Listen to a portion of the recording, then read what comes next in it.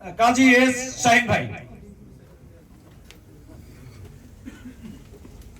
বিসমিল্লাহির রহমানির রহিম। আজকের এই সম্বর্ধনা অনুষ্ঠানের সম্মানিত সভাপতি এবং যার জন্য আজকে এই সম্বর্ধনা অনুষ্ঠানের আয়োজন করা হয়েছে তার সম্পর্কে আপনারা সবাই জানেন এবং ব্যানারে লেখা আছে। তার অনেক গুণাবলী লেখা নেই। জনাব জয়নুল আবেদিন, যিনি সিনিয়র অ্যাডভোকেট বাংলাদেশ সুপ্রিম কোর্টের এবং বিএনপির ভাইস চেয়ারম্যান বাংলাদেশ সুপ্রিম কোর্টের বারের তিনবার সভাপতি এবং 1997-এ উনি সেক্রেটারি জেনারেল হয়েছিলেন বাংলাদেশ সুপ্রিম কোর্ট বারের। আজকের সম্বর্ধনায় নর্মালি বরিশালের অনুষ্ঠানে আমাদের দুই খলিফা উপস্থিত থাকেন না, কিন্তু তারা জয়নুল আবেদিন সাহেবের ভালোবাসায় আসছেন। প্রধান অতিথি এম এ মালিক ভাই, যিনি যুক্তরাজ্য বিএনপির সভাপতি অনেকদিন যাবৎ এবং রিসেন্টলি উনি প্রতিষ্ঠা হয়েছেন চেয়ারপারসনের, এবং আজকের অনুষ্ঠানের বিশেষ অতিথি কয়সার এম আহমেদ সাহেব, যিনি সাধারণ সম্পাদক যুক্তরাজ্য বিএনপির 3 বারের এবং জাতীয় নির্বাহী কমিটির সদস্য। এবং এখানে উপস্থিত আছেন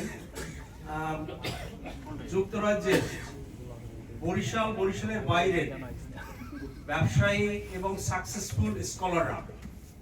আপনাদের অসংখ্য ধন্যবাদ জানাচ্ছি উপস্থিত হওয়ার জন্য। আসসালামু আলাইকুম। আজকে আমি বক্তব্য দিতে আসি নাই, বক্তব্য শুনতে এসেছি। শুধু দুটো কথা বলি যে আমার জীবনে কিছু অনুষ্ঠানে মেহমান বা অতিথি হওয়ার সুযোগ হয়েছে, কিন্তু জীবনে এই প্রথম বাংলাদেশের একজন বিখ্যাত ব্যক্তি এবং যুক্তরাজ্যে দুইজন আমাদের দুই খলিফা, তাদের সাথে আমার নাম ব্যানারে এসে এজন্য আমি নিজেকে ধন্য মনে করছি। আর একটা বিষয় যেটা আমি আল্লাহ সুবহানাহু ওয়া তাআলার কাছে দোয়া করতেছি, হাদিসের একটা কথা আছে, আত-তাকদিরু লা ইয়ারুদ্দু।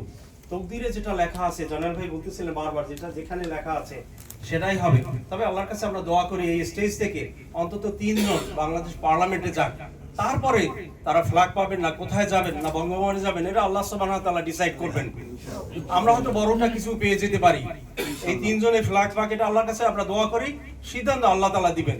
কিন্তু আমরা প্রথম দোয়া করতে পারি নমিনেশন পাক এবং পার্লামেন্টে যাক, এইটা আমরা সবাই তাদের জন্য দোয়া করি। আপনারা সবাই ভালো থাকবেন। আসসালামু আলাইকুম।